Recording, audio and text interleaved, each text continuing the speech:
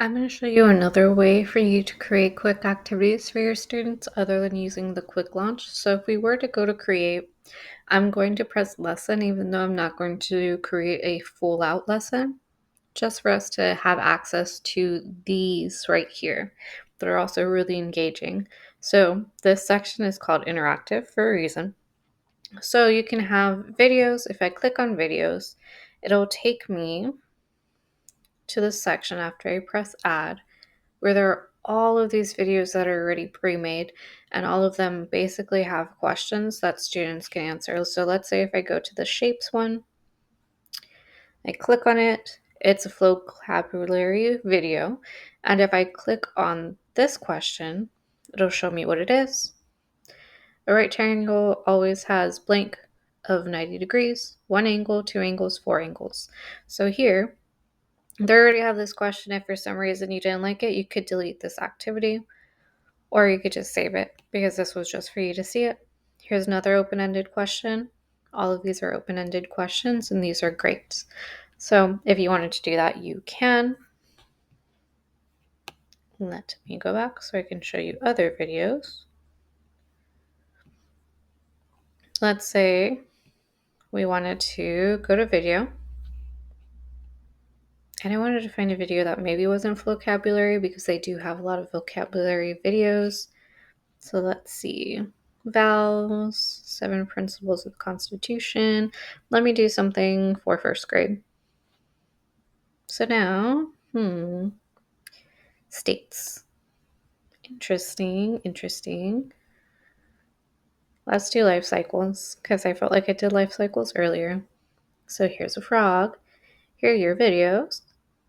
So I think this is a pretty good video. Not too long, so I'm going to go ahead and save it.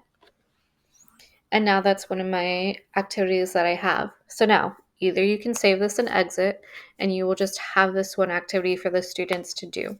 But I'm also going to show you how to do these other interactive activities. So you can find a vocabulary video. Basically the same thing. It's a video where you have pre-made questions already. If you want to add more, you can. There's also these BBC videos. So I'm going to show you these. So these are a little bit more science and social studies. Let's say, for example, since we are going over life cycles, I would go maybe the watering holes. So I can press this video, and it will have a video about lions for me and the watering hole. So I'm going to save that so students are able to watch that. I'm going to show you other interactive ones. We have these Nearpod 3D. I have inputted one about the sun in an earlier video, but I'm going to show you maybe something else about places and things, the environment. Let's try the environment. So we have all of these objects. So let's say if we were studying the life cycle, and I want to talk about a locust. And the reason I might want to talk about a locust is because what is this particular insect's role in the life cycle? What does it do? Maybe it's a part of the food pyramid for animals. Any of these things. Here, we can also do simulations. Maybe not so much for the specific thing that I've been talking about, but there are simulations for elementary school math, middle school, high school math, science, elementary school, middle, and high school. So let's go to science and see what we can find. So here are all different activities that you could do that are different simulations. So here, let's say we want to learn about Energy Skate Park.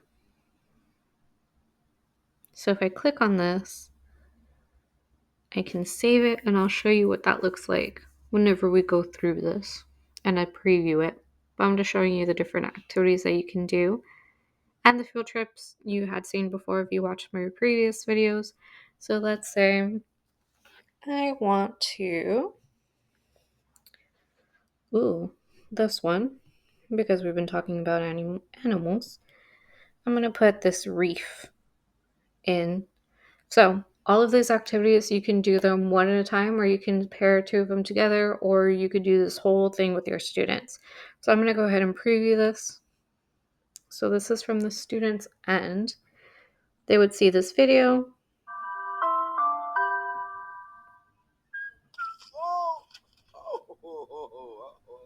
Cycles are things that happen over and over in the same order. A life cycle is all the stages plants and animals go through in their lifetime. Okay, so now, how much do you already know about life cycles? A lot, a little, or not much? Students would have to answer this, or perhaps not, because it doesn't seem... Oh, yes. Students would have to answer this in order to move on. So I'm actually going to move on, but that's how that works. We can watch this video, 7 minutes long, but it is very interesting. They must drink almost daily.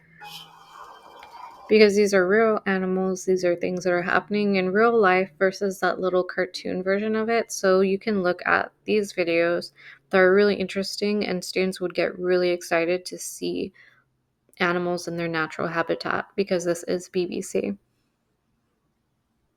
Here is our locust, and we might talk about what part of the life cycle is this little locust in. Is it the beginning, middle, end? What other details you can learn by looking at this locust in 3D? So you can zoom in as much as you want. You can zoom out as much as you want. It's a really cool way for students to kind of look at objects in 3D and get a better understanding of things that maybe we wouldn't have access to without this feature. Let me go to the next one. Now, this is an interactive simulation that doesn't actually match anything else that we are doing so far, but I did want to show you that things like this are available. So you can click on the little person, and it shows you how energy works. So let's say, for example, we want our person to be larger and have a larger mass. How does that affect the person? How does it affect it if we move, perhaps, the way that this ramp is set up? Pretty fast. So you can change all of this information so we can analyze it. Let's make it something different. So students are able to look at this and make observations based on things that are easier for us to see online than trying to attempt to do this in real life. So let me get rid of this guy. Oh, and finally, we had the field trip. So I'm going to click on this one and preview it.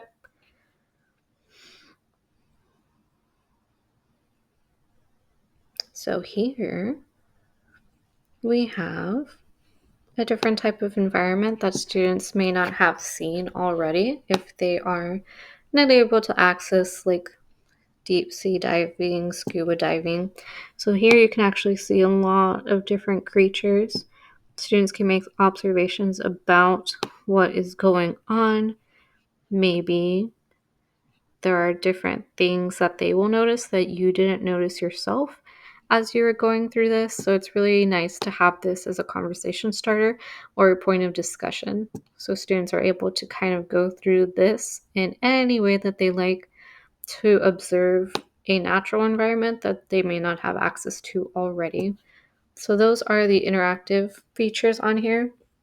I am going to put this on the Google Classroom as well and type it or edit it to have a name to where you are able to know that these are the interactive features, and you are able to look through these and see the benefits or maybe even the disadvantages of using one of these versus another.